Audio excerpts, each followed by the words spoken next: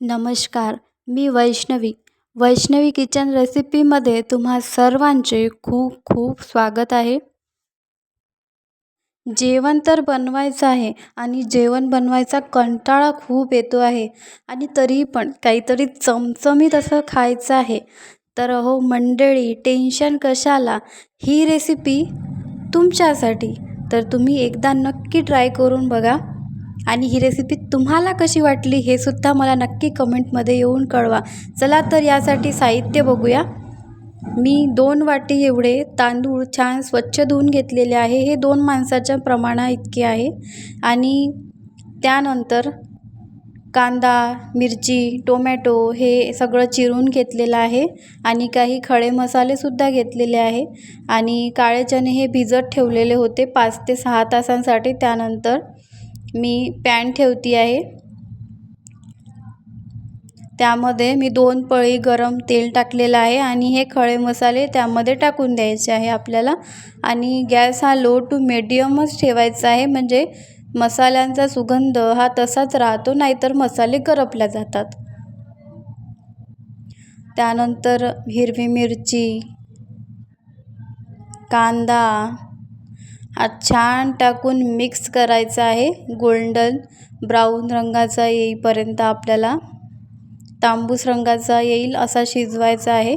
खूप जास्त करपू द्यायचा नाही आहे. त्यानंतर लसूण ठेचून घेतलेला तो सुद्धा टाकायचा आहे यामध्ये, किंवा तुम्ही अद्रक लसूणची पेस्टसुद्धा यामध्ये टाकू शकतात.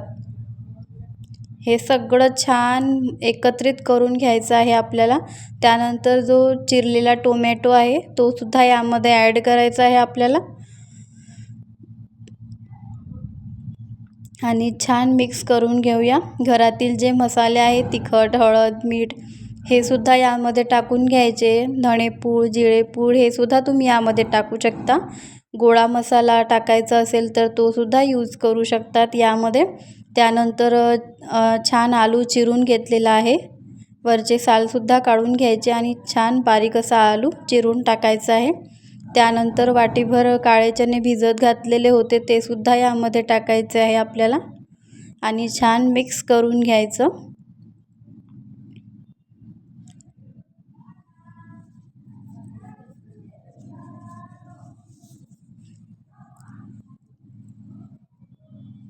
त्यानंतर छान धुतलेले तांदूळ जे आहे ते सुद्धा यामध्ये मिक्स करायचे आहे आपल्याला. हा मी राशनचा तांदूळ वापरलेला आहे. तुम्हाला हवा असेल तो तांदूळ तुम्ही वापरू शकता यासाठी. यानंतर मी 2 ग्लास गरम पाणी करून घेतलेलं होतं ते सुद्धा यामध्ये ॲड करते आहे. मोकळा सुटसुटीत भात व्हावा यासाठी गरमागरम पाणी टाकायचं, म्हणजे त्याची चव जशीच्या तशीच राहते. तर त्यानंतर मी यामध्ये थोडा गरम मसालासुद्धा टाकते आहे आणि हे छान मिक्स करून घ्यायचं आहे आपल्याला.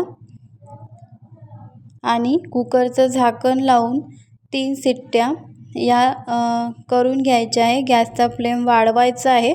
बघा, कुकर खोलून बघते आहे तर भात खूप छान शिजलेला आहे आणि सुगंधसुद्धा खूप भारी येतो आहे आणि कमी वेळेमध्ये झटपट आणि कमी मसाल्यांमध्ये हा भात तयार होतो. मंडळी, तुम्हाला कसा वाटला तर नक्की एकदा कमेंटमध्ये कळवा आणि चॅनलला नवीन असाल तर सबस्क्राईब करा आणि हो, तेवढं जाता जाता थोडं बेल आयकॉनवरती सुद्धा क्लिक करा. तर भेटूया पुढल्या भागामध्ये आणि खुश राहा, आनंदी राहा आणि खरं म्हणजे खात राहा.